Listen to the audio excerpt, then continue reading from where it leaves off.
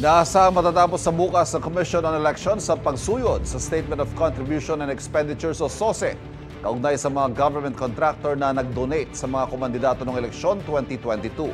Ayon sa COMELEC, nasa 26 na silang nakitang kontratista na nag-donate sa mga kandidato. May unang balita si Mark Salazar.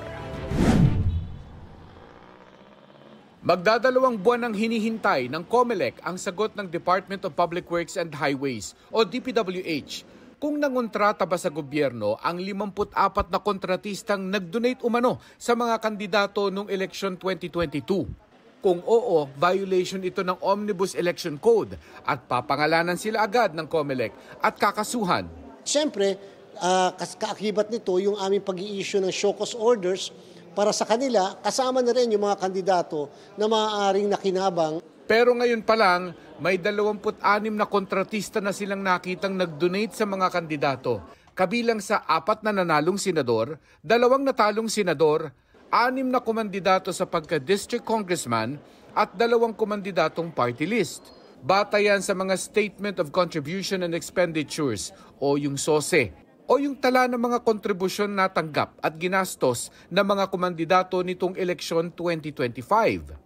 Hindi pa pinapangalanan ng mga nakatanggap ng donasyon mula sa mga kontratista. Sapagkat hindi pa naman tapos yung ating pangangalap ng mga iba pang impormasyon doon sa SOSE. Pero number 2, ilalahad naman po namin ang lahat ng yan basta magkaroon ng confirmation lang ang ating pong DPWH. Inaasahang matatapos ang pagsuyod sa lahat ng SOSE sa Biyernes.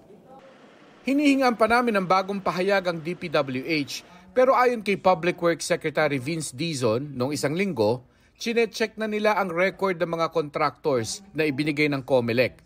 Agad-aniyan nilang babalikan ng COMELEC kung tapos na sila.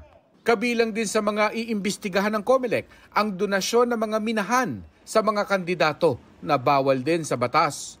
After po kasi ng national and local elections ng 2025, yung contractors ay pupuntahan namin ang mga mining companies naman, kasama na rin po yung mga may franchise o prangkisa mula sa gobyerno. Yan po kasi ay mga prohibited din o pinagbabawal magbigay ng donasyon sa mga kandidato.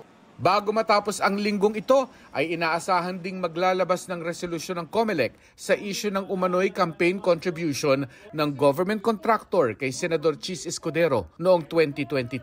Hindi aniya makikialam si COMELEC Chairman George Garcia sa issue. Ako'y nagsilbi bilang abogado ng naturang buting senador and therefore minamarapat ko na kahit yung magtanong man lang. Ito ang unang balita. Mark Salazar para sa GMA Integrated News. Kapuso, huwag magpapahuli sa latest news and updates. Mag-iuna ka sa balita at mag-subscribe sa YouTube channel ng GMA Integrated News.